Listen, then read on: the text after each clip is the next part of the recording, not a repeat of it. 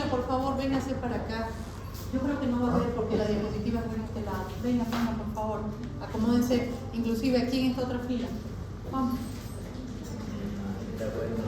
Bien, chicos, una clase más. Ya los he tenido oportunidad de irlos conociendo a ustedes en las prácticas. Mañana nos falta otro grupo, el viernes otro. Sí, espero que estén aprovechando las prácticas. Les vuelvo a repetir, váyanse cómodos, no se lleven mochilas grandes, pero también es coherente que lleven algún cuadernito o algo. El otro día no tenían ni dónde anotar la asistencia, ¿no? Entonces ya están exagerando. ¿Sí?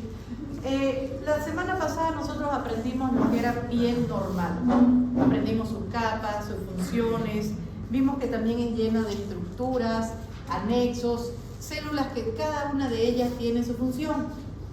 ¿Cómo se llama su compañero? Sí, ¿no? ¿Ver? Ya. Entonces, yo dije por ahí está buscando alguna información interesante que nos quiere transmitir.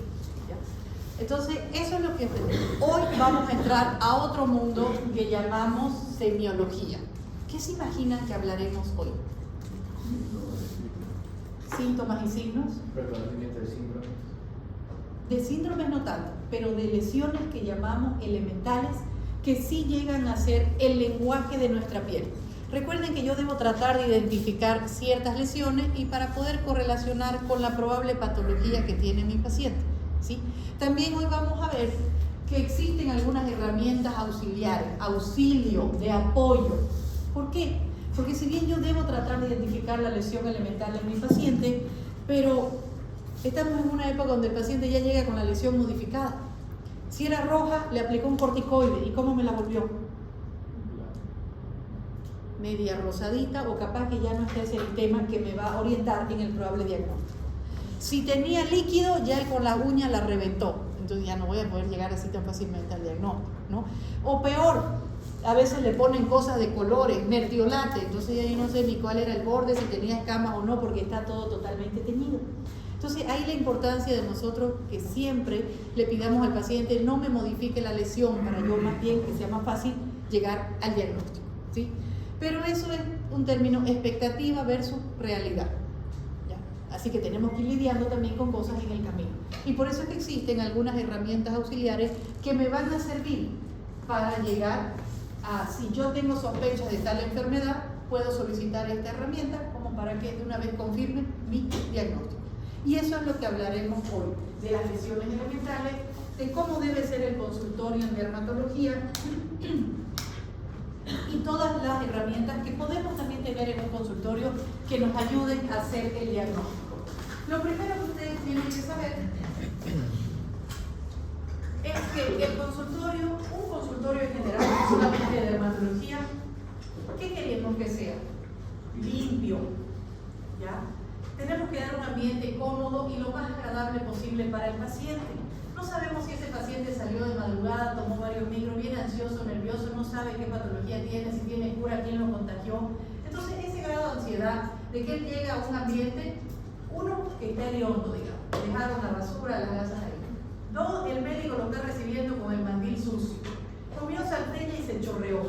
¿Ah? Está roto su mandil. ¿Qué va a transmitir ese médico al paciente?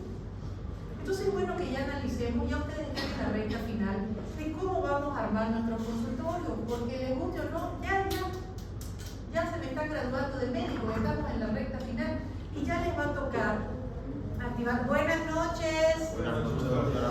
Chicos, a este lado se pueden venir para que vean la diapositiva, por favor. Entonces, necesitamos darle un ambiente lo más cómodo y agradable posible. Y eso se trata de una buena iluminación, de una buena fragancia, que mi consultorio no huele hediondo, porque si no, mi paciente va a estar que quiere irse lo más rápido posible. Que la temperatura también sea agradable. Hay que reconocer que en Santa Cruz, creo que tener un aire acondicionado ya no es un lujo en un consultorio, sino una necesidad. ¿No? Quiero que mi paciente esté cómodo para que él pueda conversar conmigo. No que tenga ganas de irse porque ya no aguanta el ambiente, que hace mucho calor. ¿Ya? Y también yo debo esperarlo con la mejor predisposición posible. Apaguen los celulares, dedíquenle atención a su paciente, mírenlo a los ojos. Hay gente que, sí, ¿qué dice usted? ¿Y qué no? ¿De qué se quejan los pacientes?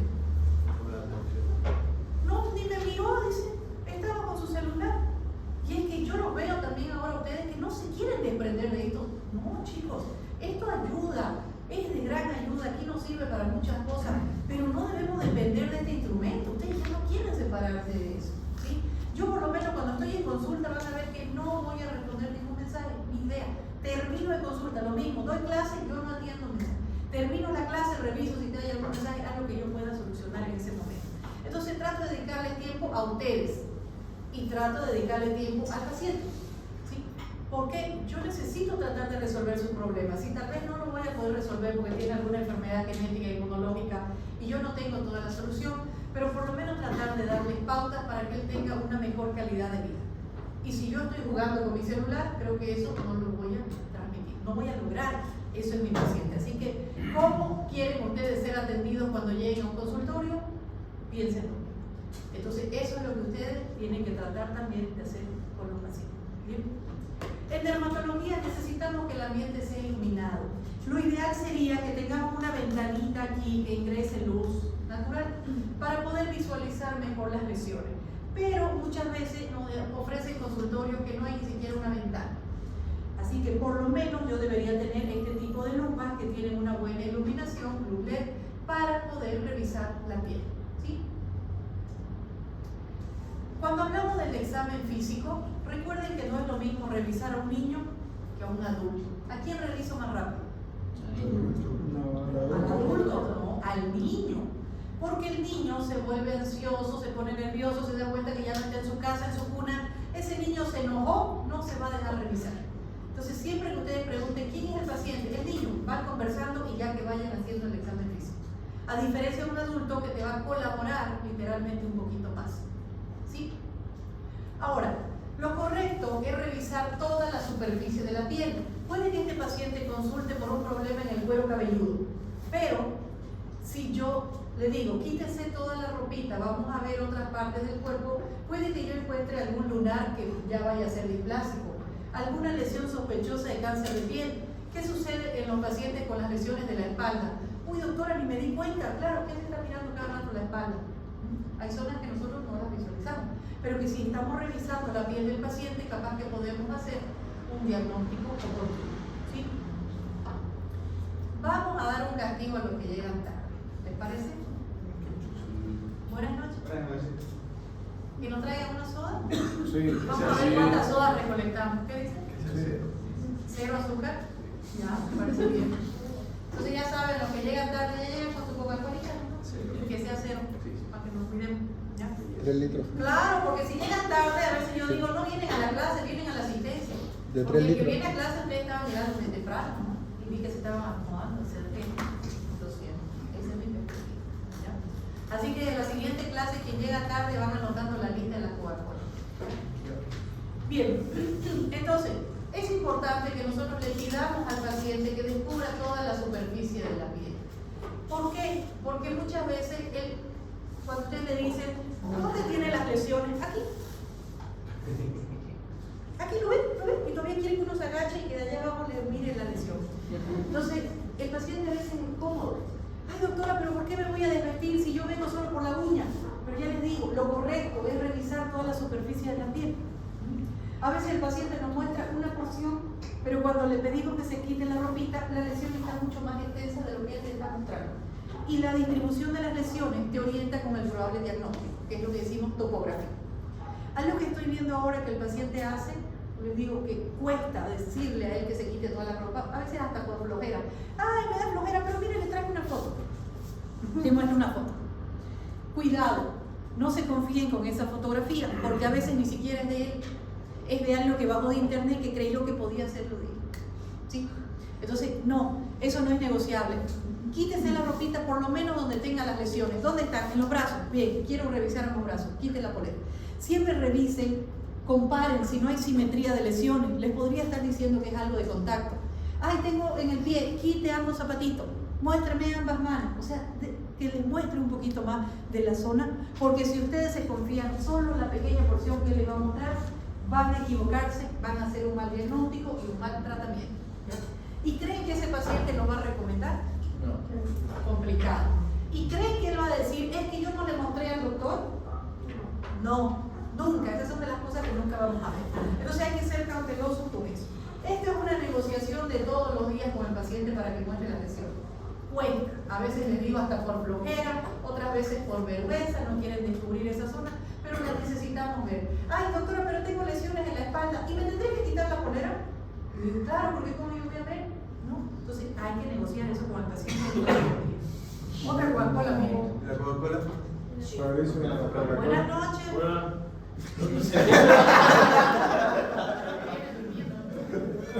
Ah, ¿qué dice? Pensé que no había nadie, que no se veía nada. Estaba bien eso. ¿Es su primer día de clase? Sí. De ustedes depende, mis queridos colegas, la formación. Es una que suave. ¿Ya? Aquí yo no obligo a nadie a venir, aquí es voluntario, el que está es porque quiere aprender. ¿Sí? Pero ya sabe que vamos a tener clases con Coca-Cola si siguen así, ¿no? Claro. Dijimos que no es afín. Ok, vamos a la historia clínica. La historia clínica es un documento legal. A veces da flojera llenarlo, yo lo que entiendo. Yo tengo un cañito aquí de llenar historias manuales y estoy segura que todos vamos a tener. Aunque ahora ya vienen historias que están en la computadora, pero igual es una información que aunque me dé flojera, yo debo llenar. ¿Por qué? Porque ante una denuncia, ¿qué es lo primero que pide? ¿Y será que yo le voy a decir, ay, espera un ratito, es que la voy a terminar de llenar? No se la lleven. No. En que ese documento, que a veces no le damos importancia, está lo que hicimos o lo que no hicimos, ahí representado. Entonces, esto nos puede salvar ante un proceso judicial o directamente nos puede hundir. Así que no den flojera de llenar esta información, ¿sí? El interrogatorio, sobre todo, consta de 4 partes: datos generales, antecedentes patológicos personales, antecedentes patológicos familiares y la enfermedad actual, ¿sí? Cuando hablamos de datos generales, ¿a qué nos referimos? ¿Cómo se llama su compañera? ¿A qué nos referimos cuando hablamos de datos generales? Datos generales, el nombre del paciente, la edad, de qué ciudad es. ¿Por qué es importante preguntar la edad y el sexo en el paciente? Para pensar en posibles diagnósticos. Su compañera, porque ella estaba distraída ya. ¿Ah? ¿Por qué es importante preguntar la edad y el sexo en el paciente? Porque yo quiero ser curioso y saber cuántos años tiene o qué. Porque hay enfermedades que afectan más a las mujeres que al hombre. Exacto. La edad, por lo mismo, digamos, porque hay enfermedades que afectan a las personas mayores, a los niños.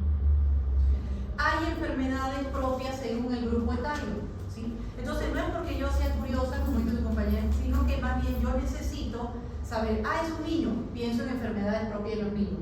Es una mujer, pienso en enfermedades propias de la mujer. Es un varón, pienso en enfermedades del varón.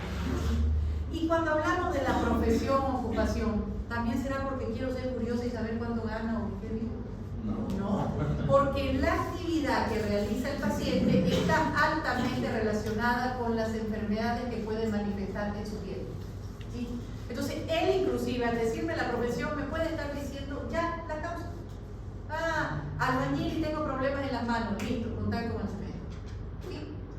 Soy jardinero y me pican las manos, puede tener una larva migra, ya estoy sospechando de ciertas enfermedades según su profesión o ocupación, ¿sí? Eso entonces a tenerlo en cuenta. Ya inclusive hay libros de dermatosis ocupacionales, o sea que según la actividad que tú realices debes pensar en ciertas cosas a tener en cuenta.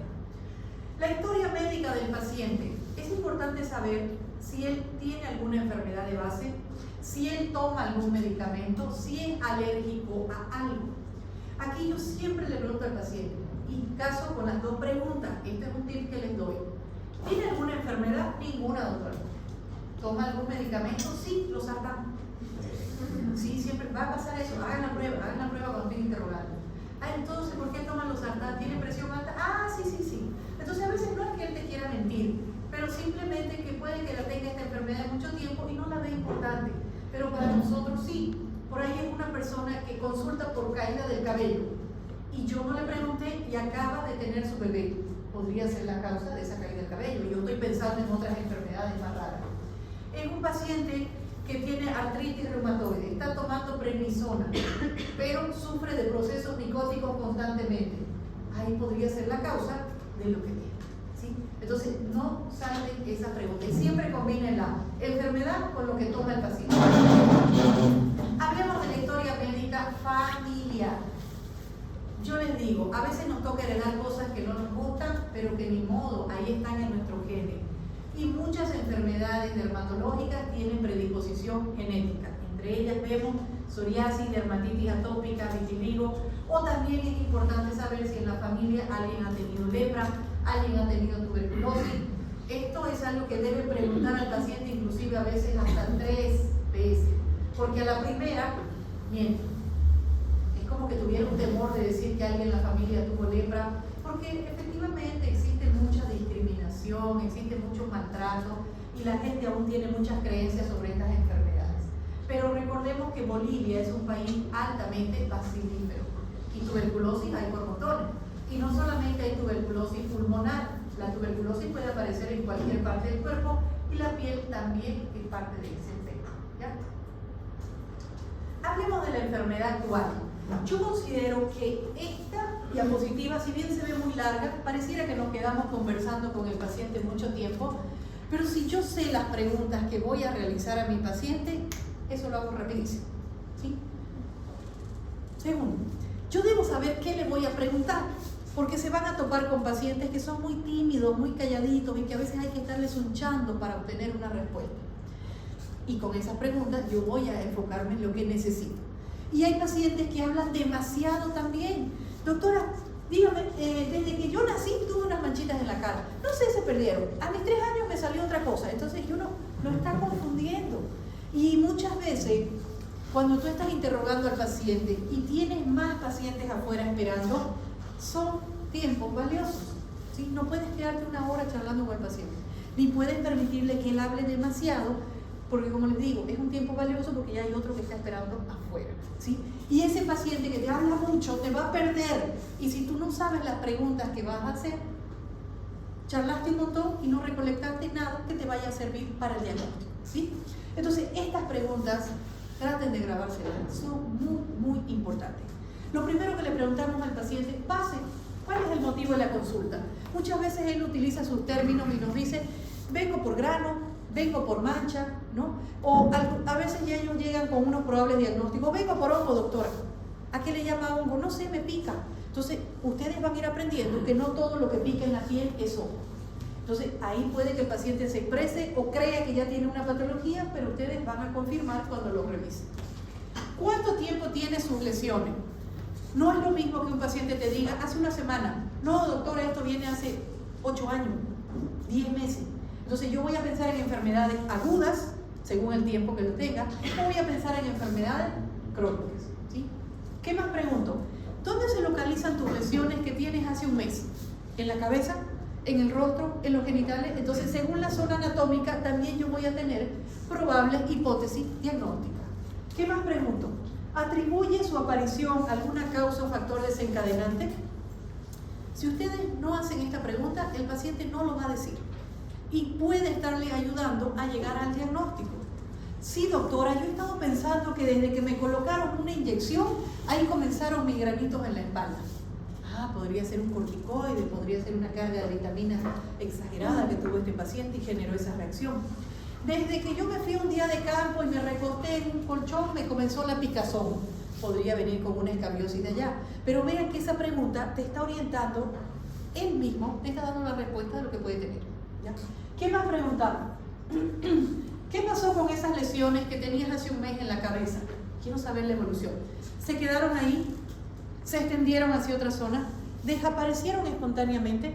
¿Llegaste a utilizar algún tratamiento ahí? ¿Consultó a algún otro colega? Vean que aquí ya yo enganché la siguiente pregunta.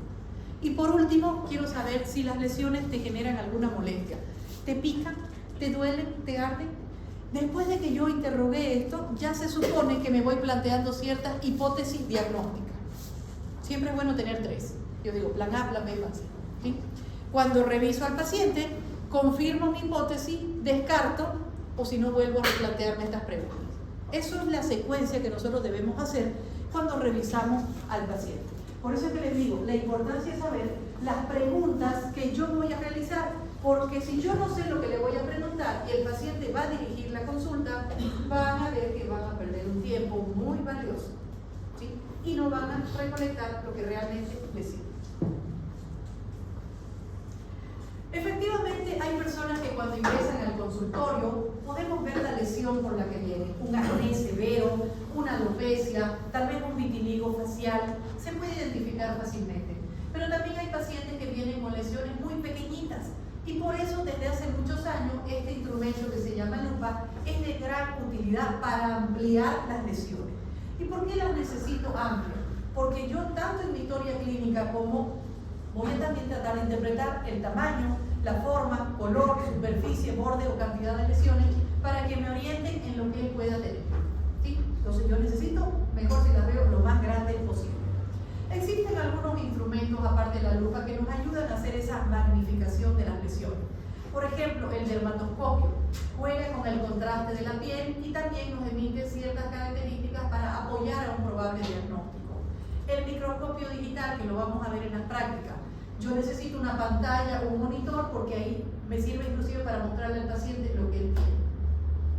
O ya apoyado con inteligencia artificial, existen algunos programas computacionales, como por ejemplo este que estamos viendo aquí, se me fue el nombre, no me acuerdo qué se llama, pero que sirve cuando un paciente tiene más de 100 lunares. Hago la fotografía, y me sirve para comparar inclusive cuando este paciente al año vuelve, para si alguno de esos lunares me puede el mismo programa comparar las lesiones y ver si alguno de ellos se modificó, se alteró el pigmento, creció, alguna cosa. Entonces ya son instrumentos de gran ayuda. ¿La palpación será importante en dermatología? Sí, yo necesito palpar. ¿Por qué? Tengo que ver la superficie de la piel. ¿Será áspera, lisa? ¿Se sentirá caliente, fría esa lesión? ¿Estará adherido a un plano profundo, tal vez este tumor? ¿Este quiste blando, gomoso? Entonces yo necesito palpar también la lesión para apoyarme con mis probables diagnósticos. Existen algunas herramientas que podemos utilizar, como por ejemplo la vitopresión.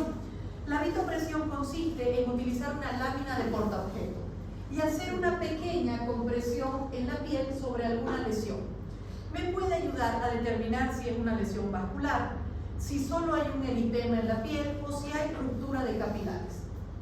También puedo utilizar estos instrumentos que se llaman curetas, que los vamos a ver en la siguiente práctica. Las curetas son especies de cucharitas que tienen un borde bastante fino. Me sirven para desprender capas más superficiales de la piel, como son las capas córneas. Entonces, en algunas enfermedades, como por ejemplo psoriasis, al frotar un poco con la cureta, comienza a sangrar fácilmente la lesión. Y ese es un signo patognomónico de psoriasis que se llama signo de Aupik o rocío sangrante. Ahí confirmo. Me sirve también para estimular una descamación y ver si hay escamas gruesas o finas. Si son escamas finas, puedo estar ante una pitiriasis persicótica, un proceso picótico. Entonces, son herramientas que yo voy a tener en el consultorio para apoyar a mis probables diagnósticos. La luz de Wood también es algo que nosotros vamos a utilizar mucho, se las voy a mostrar también en las prácticas. Esta luz ultravioleta emitida por una lámpara de mercurio tiene una longitud de onda de 320 a 400 nanómetros. Le doy muchas utilidades, me sirve para diagnóstico hasta para pronóstico. Por ejemplo, esta es una paciente que tiene melasma. Clínicamente yo estoy viendo las manchas hiperpigmentadas, pero cuando ilumino a la luz de Wood, si yo las visualizo, como ven en este caso, quiere decir que esta paciente tiene un buen pronóstico. El pigmento está superficial y que por lo tanto cualquier exfoliación que yo realice con crema o de manera mecánica en la piel va a eliminar esa pigmentación y el resultado va a ser bueno en esta paciente, ¿sí?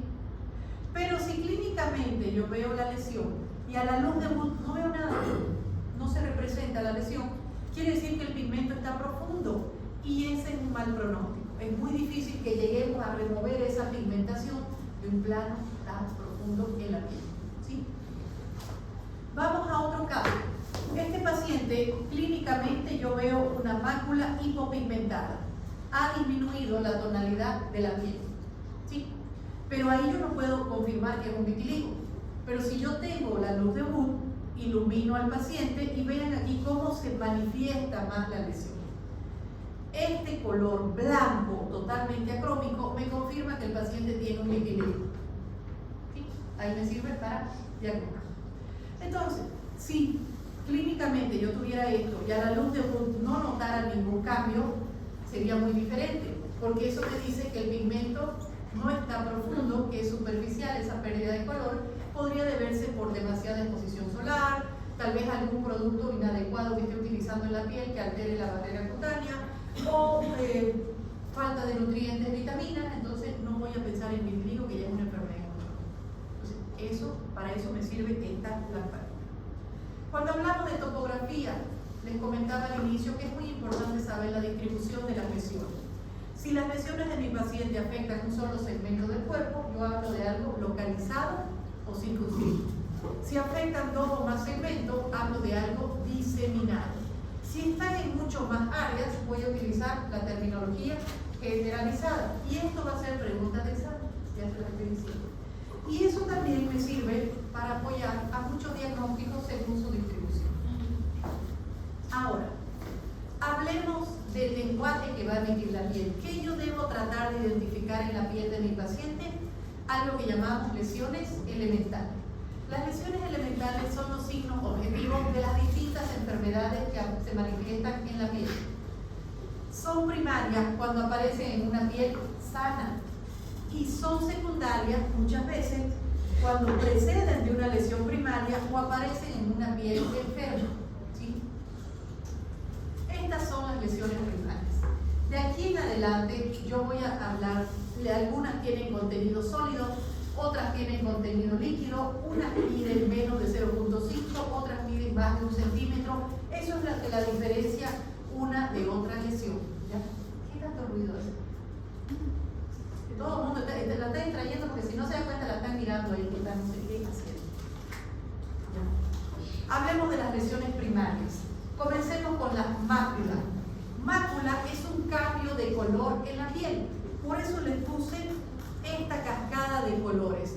Aquí, si ustedes palpan la piel, no hay cambio en la consistencia ni alteración en ella. ¿Sí? Solo cambió el color de la piel. Una mácula solo cambió el color. Pueden tener distintos orígenes estas máculas: vascular, pigmentario o artificial. ¿Cuál sería la mácula artificial? Aquellos pigmentos que pues no deberían ser parte de la piel. Por ejemplo, los tatuajes. Esas son las máculas artificiales. ¿Ya? Las máculas de origen vascular podrían ser lesiones formadas directamente por vasos sanguíneos, y aquí hablamos del angioma plano. Podrían ser por ruptura de los capilares, un proceso que llamamos extravasación. Si la lesión tiene un color morado, yo voy a hablar de púrpura. Si la lesión es más extensa, voy a hablar de equimosis. Si la lesión tiene una forma lineal, hablo de vírice, y si tiene forma de puntitos, el término correcto sería petequio.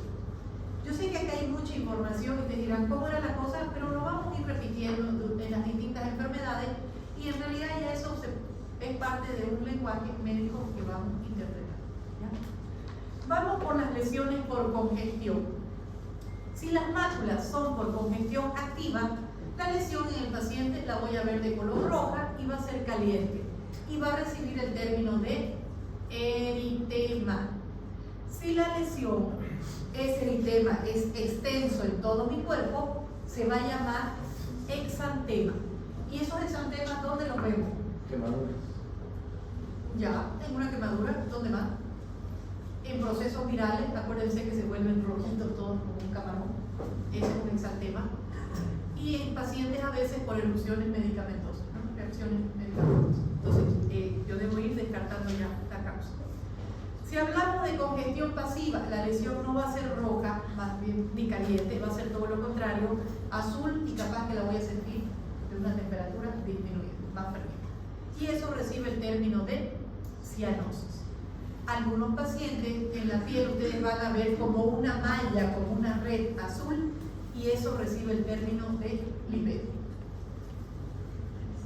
¿Vamos bien hasta aquí? ¿Sí? Doctora, ¿las máculas son discromías? ¿También se las puede describir como discromías? Muchas enfermedades discrómicas, su lesión elemental va a ser mácula. ¿Sí?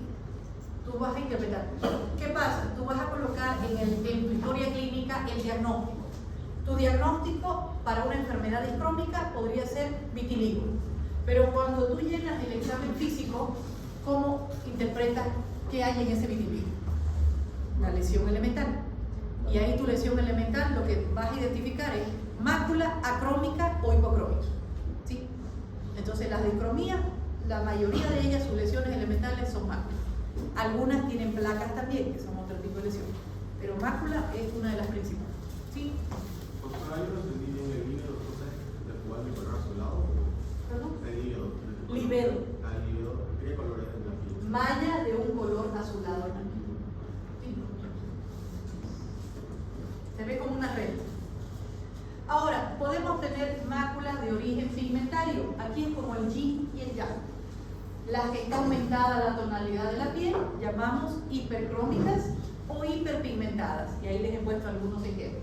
Y aquellas donde el color está disminuido, decimos hipocrómicas o hipopigmentadas. Y en algunos pacientes llegan lesiones con totalmente acrómicas, blancas totalmente, y eso lo genera una enfermedad inmunológica que llamamos vitiligo. ¿Sí? Y las de origen artificial, ya les decía, el más claro ejemplo son los tatuajes. Vamos a otra lesión elemental, pápula. Hay muchas enfermedades que van a tener como lesión elemental a las pápulas. ¿Sí?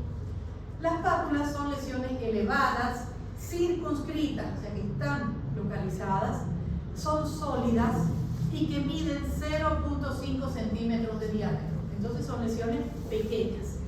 Pueden ser de color rojo, rojizo o negruzco, dependiendo de la patología que la origine o dependiendo también de la coloración de la piel de mi paciente. Al ser lesiones pequeñas, muchas veces desaparecen espontáneamente sin necesidad de tratamiento y no tienden a dejar cicatrices porque son pequeñitas y superficiales. Ahora, ellas pueden tener diversos orígenes, ser solamente originadas por la capa epidermis, otras por la dermis o otras por ambas capas. Obviamente cuando yo reviso al paciente yo no voy a decir esta pápula es epidérmica, dérmica, no. Esto ya lo hace un patólogo cuando vemos la histología, pero clínicamente sí identifico la pápula. Otra lesión elemental primaria vendría a ser el nódulo. Fíjense, es muy parecido a la pápula. Es una lesión elevada, es sólida, es circunscrita, tiene una consistencia firme, pero ¿qué es la diferencia? El tamaño. Aquí mide más de 1 centímetro y por lo tanto tiende a ser más profunda. Puede dejar cicatriz, mientras más grande es la lesión en la piel del paciente y más profunda, puede generar una cicatriz. Aquí tenemos algunos ejemplos de nódulo, un paciente con lepra lepromatosa. ¿Vean? Son lesiones mayores a 1 centímetro, consistencia sólida. La placa. Placa es una lesión ligeramente elevada, pero su altura es menor comparada con su extensión. Entonces yo tengo una lesión más ancha que elevada.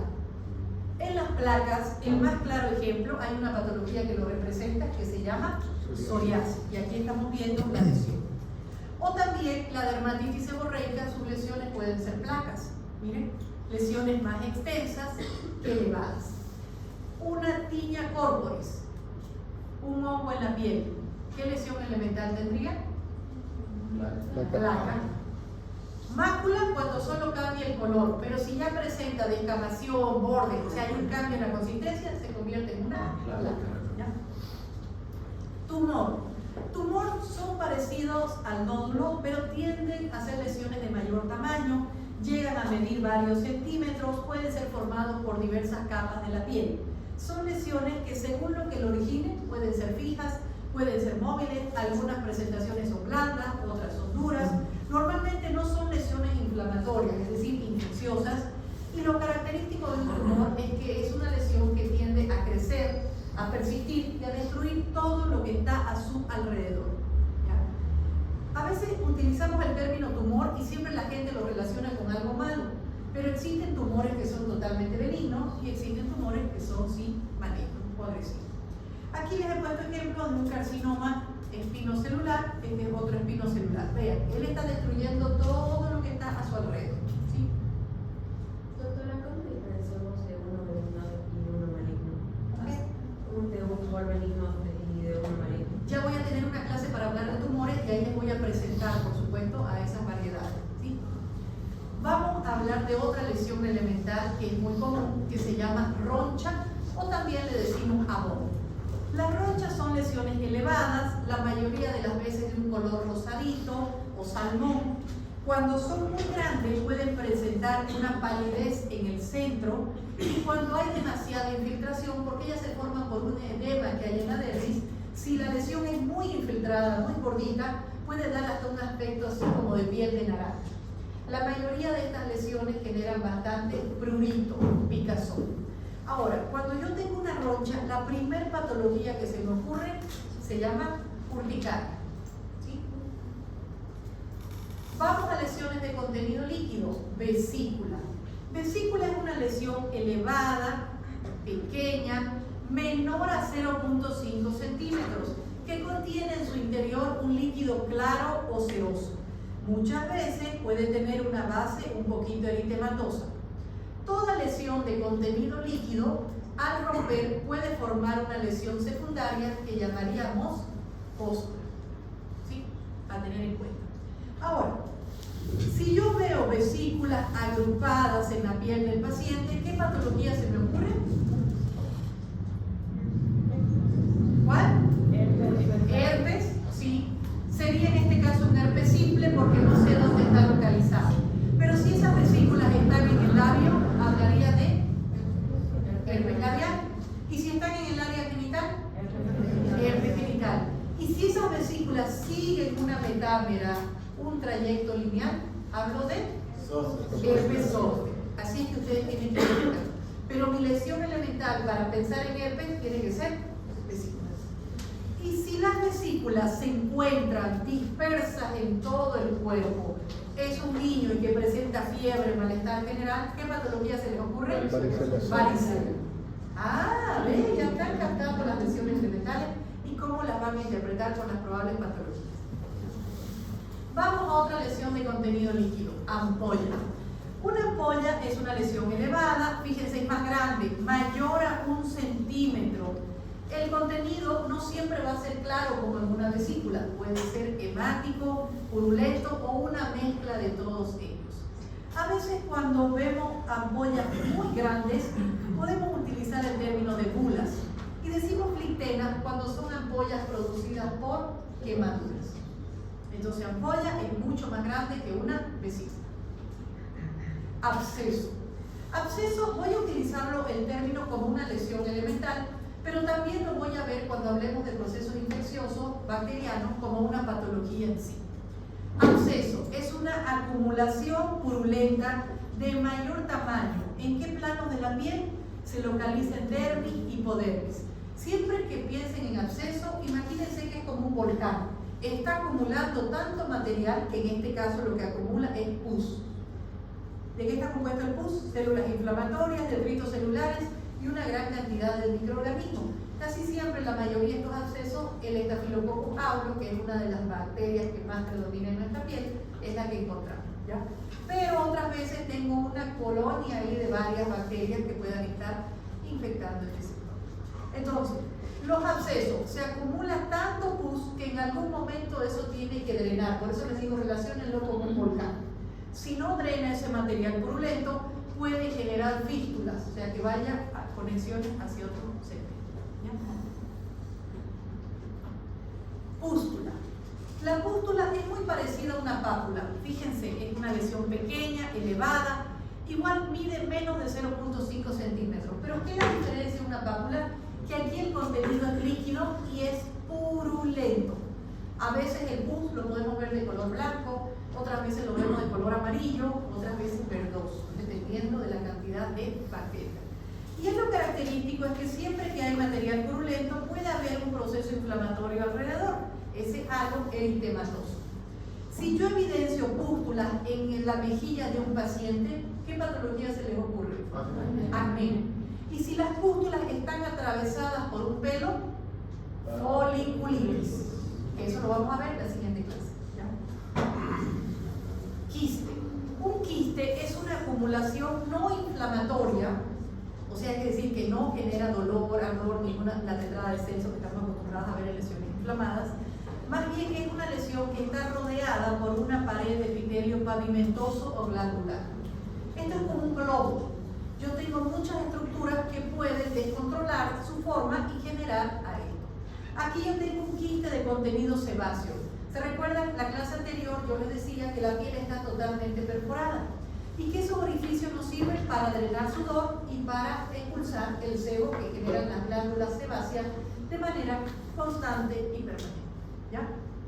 Si uno de esos orificios se obstruyó, la glándula no se dio cuenta y ella sigue fabricando su sebo, pero aquí ya va generando lesiones así. Solo hay sebo en su interior. O aquí tenemos quistes que llamamos triquilemales, que aparte de sebo pueden haber folículos pilosos u otras estructuras. Son propios del cuero cabelludo. ¿Sí? Quiste entonces es algo que está encapsulado, un globo. El contenido de un quiste, según lo que lo origine, podría ser líquido, podría ser semilíquido o pastoso. Más grandes que los abscesos. Es que un absceso se va a acumular. Un absceso primero es inflamatorio, porque ahí tú tienes la tetrada de Celso.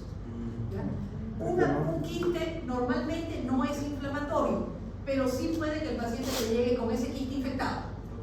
¿Cuándo? Yo he visto sobre todo en los quistes sebáceos, que son lesiones, otra cosa que el paciente, un quiste, te va a orientar el tiempo de evolución. ¿Cuánto tiempo tiene esto? Doctor, hace 3 años. Un absceso tú no lo puedes tener hace 3 años, eso va a ser agudo. Doctor, me comenzó hace 3 días, 4 días, así. Por eso que siempre les digo, interroguen cuánto tiempo tiene la lesión, lo va a orientar. Obviamente, si a ustedes les muestran una foto, en una foto yo no voy a poder palpar, no voy a poder ver otras características, voy a tener cierta limitación. ¿Ya? Pero cuando toco la lesión, estos quistes, por ejemplo, se mueven, son blandos. ¿Sí? Un absceso va a ser caliente, doloroso para el paciente y tú vas a sentir la piel como fluctuante, es como que hay una piscina o un colchón de agua, porque abajo está lleno de luz. Entonces, esas características es la que ustedes tienen que ir tratando de recordar cuando revisen la piel del paciente. ¿Vamos bien con las lesiones primarias? ¿Sí?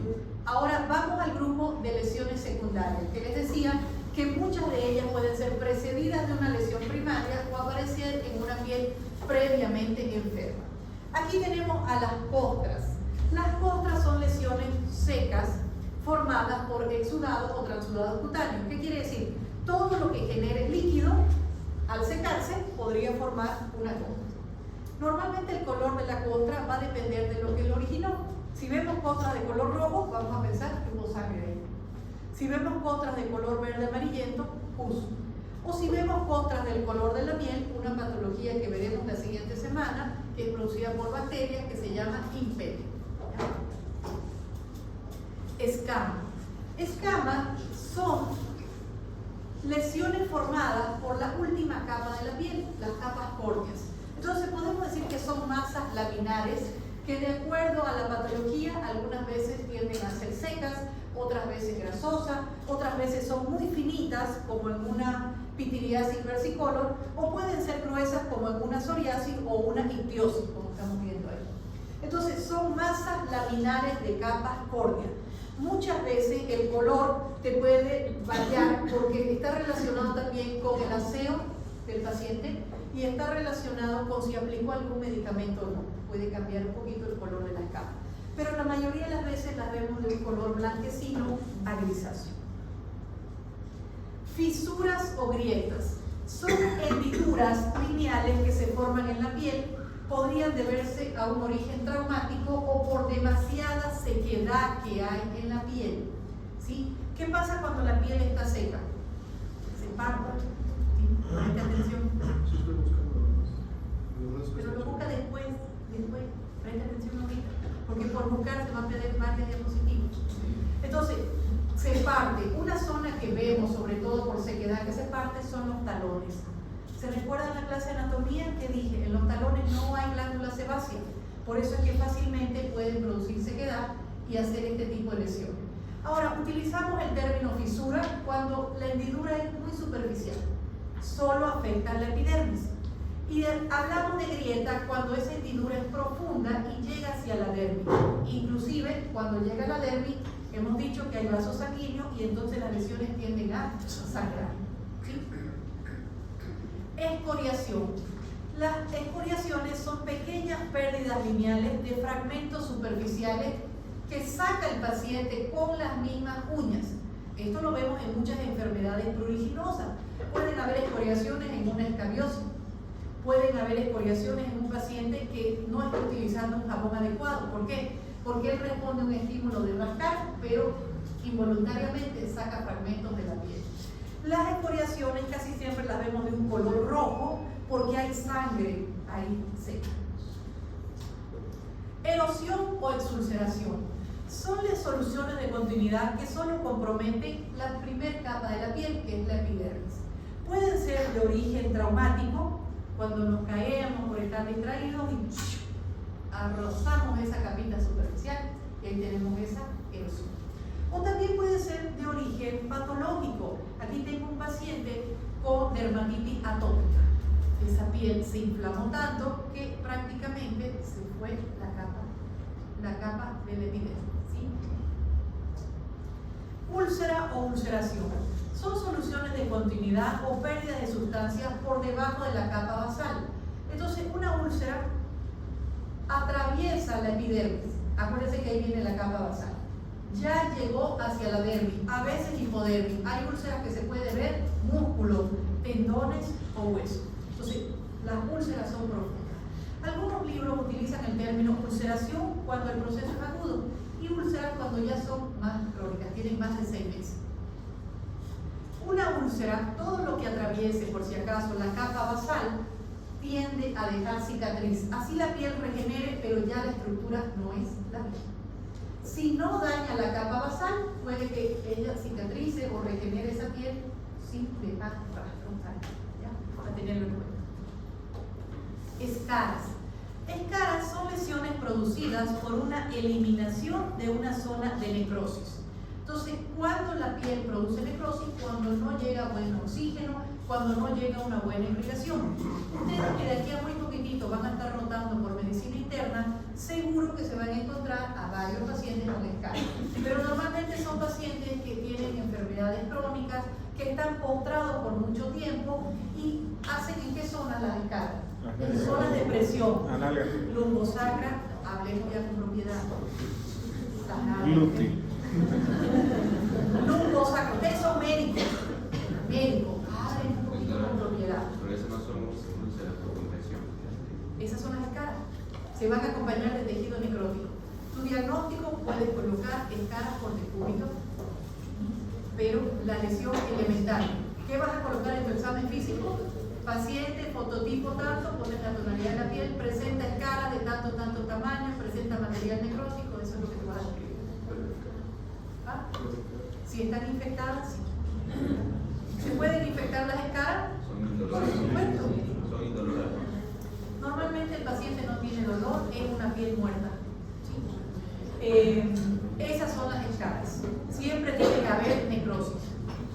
Atrofia. Este término utilizamos para decir que la piel se adelgazó o se compactó. Entonces, todo hundimiento de la piel va a tener el término de atrofia. Puedo producir esto, algunas enfermedades inmunológicas, como por ejemplo la esclerodermia localizada. Miren, es como que se hundió la piel ahí. O un claro ejemplo también serían las cicatrices que quedan por acné. Son cicatrices atróficas, hundidas. Esclerosis. Esclerosis son áreas de condensación o engrosamiento de los elementos de la dermis. ¿Qué hay en la dermis? Fibras de colágeno, elastina.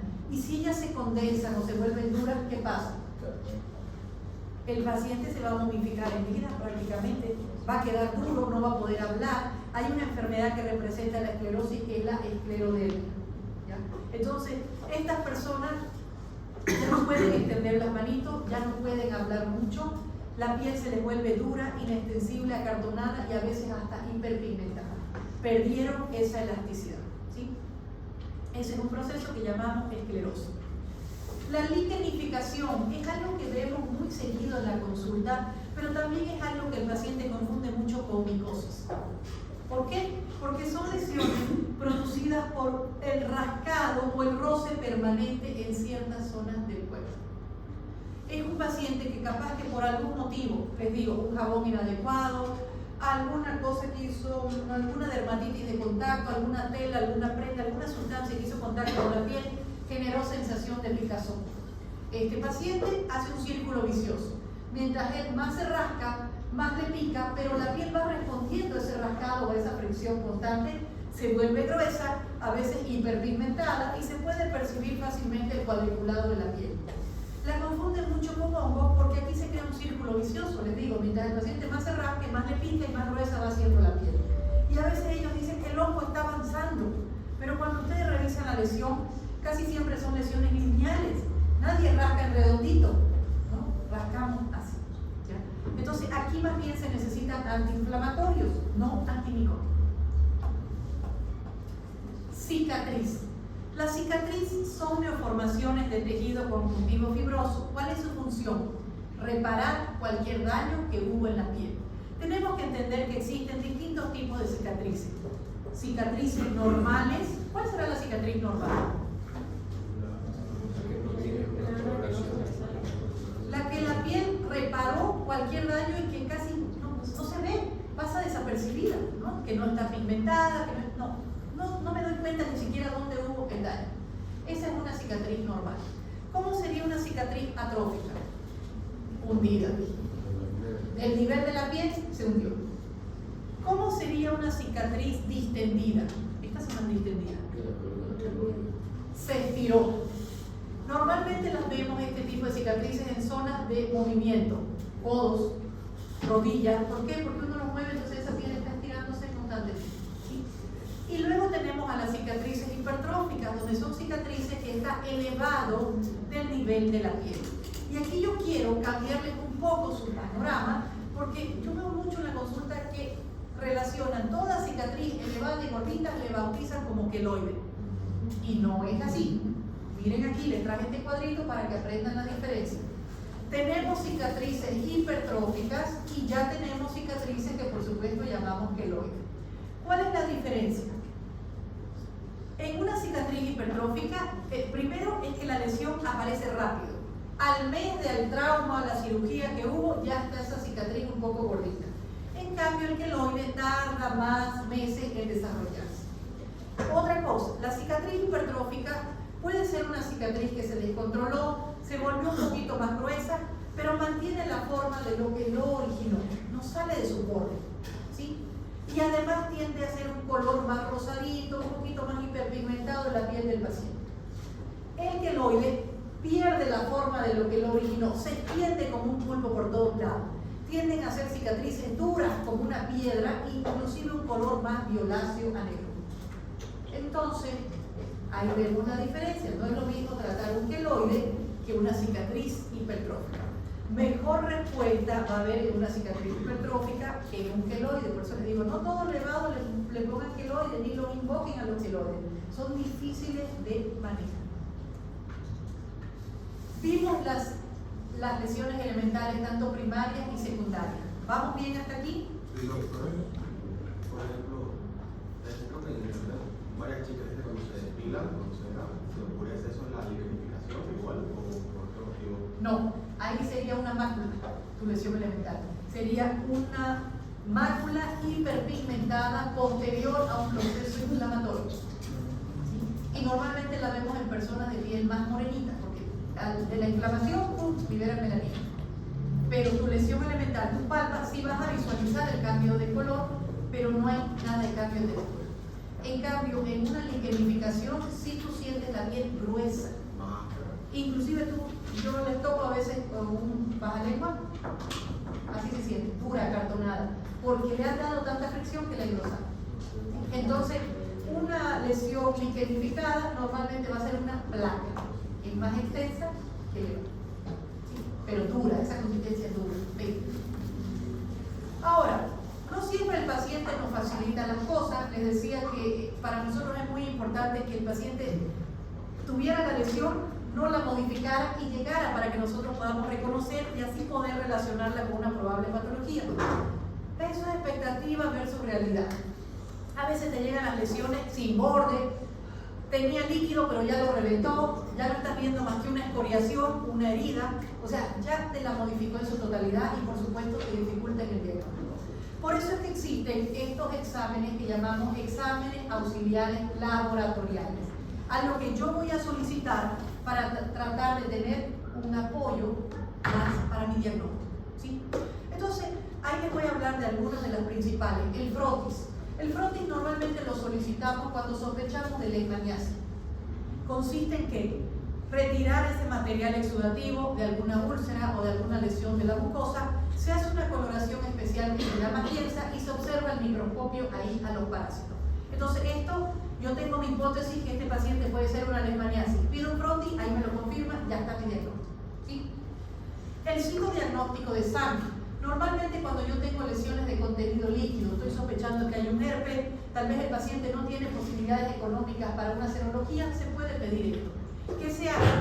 Se rompe una vesícula o una ampolla, se recolecta el material de la base de la ampolla y ahí sí yo voy a hacer una coloración especial también que es Kienza y de acuerdo a lo que observa el microscopio pues voy a tratar de llegar al diagnóstico. El estudio micológico lo voy a solicitar cuando sospeche que mi paciente tiene alguna lesión producida por hongos. Cuando yo lleve la clase de micosis voy a profundizar más este estudio micológico, pero lo que ustedes tienen que saber es que el estudio micológico consta de dos partes. Cuando yo voy a solicitar una herramienta auxiliar laboratorial, tengo la obligación de decirle a mi paciente en qué consiste, porque ustedes van a ver que hay pruebas que simplemente es recolectar el material de la superficie de la piel, pero hay otras donde yo debo sacar un pedazo de la piel y voy a hacer puntos y voy a agredir más. Entonces es bueno que ustedes le expliquen. Le voy a solicitar un estudio micológico, eso no duele, solo van a sacar, dependiendo, si quieren del cabello, seguramente escamas, fragmentos de pelo, si hay una úlcera, si nódulo, lo que ustedes quieran trabajar, ¿ya? Es bueno también decirles cuánto cuesta aproximadamente, porque a veces el paciente llega al estudio y dice, ay, nadie me dijo que era tan caro. ¿Sí? Esta es la realidad, ¿no?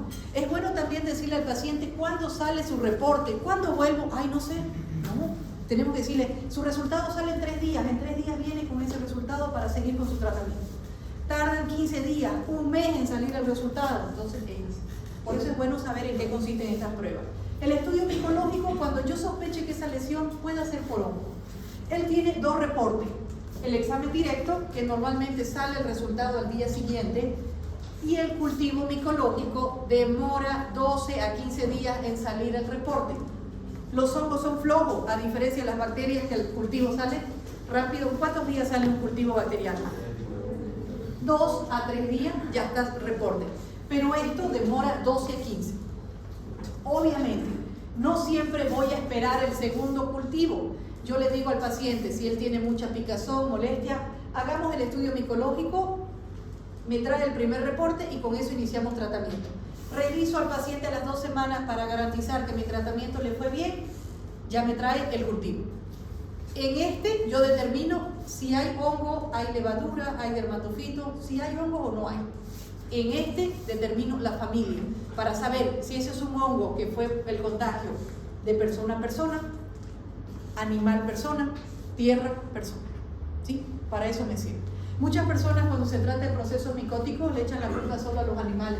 Fue ese perro, fue ese gato, lo voy a matar. Yo digo, ¿por qué? No, yo soy amante de los animales, así que no. Esperemos este resultado y eso nos va a confirmar que fue. ¿Sí?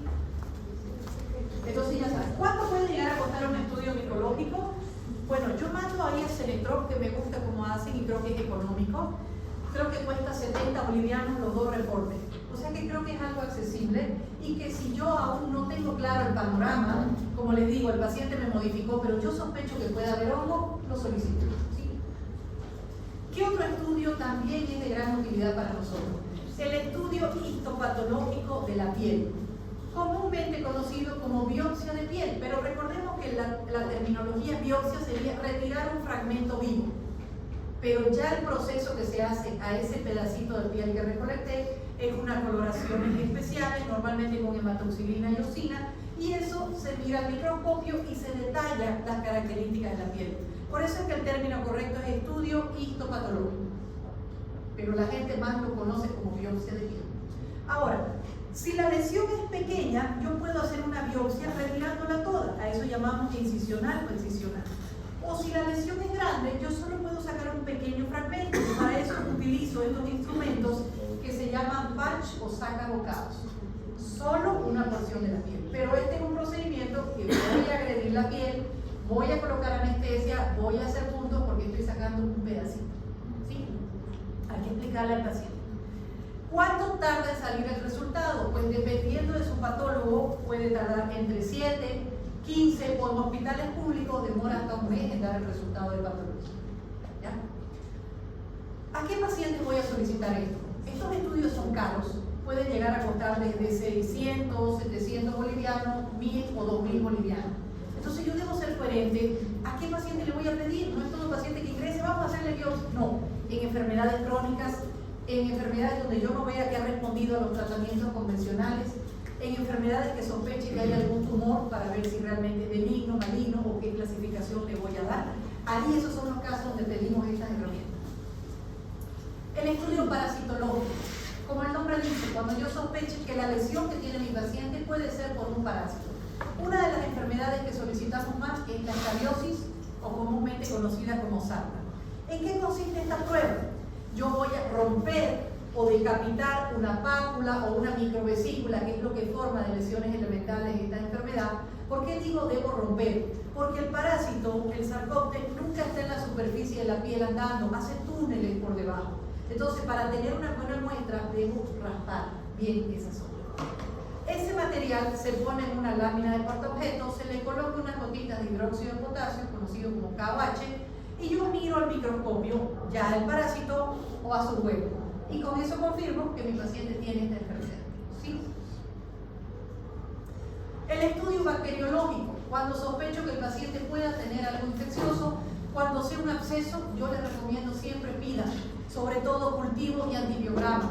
Recuerden que aquí Bolivia es uno de los pocos países donde los antibióticos se venden sin prescripción médica. El paciente hace lo que quiere y toma lo que quiere. ¿Ya? La farmacia le vende sin ninguna pena.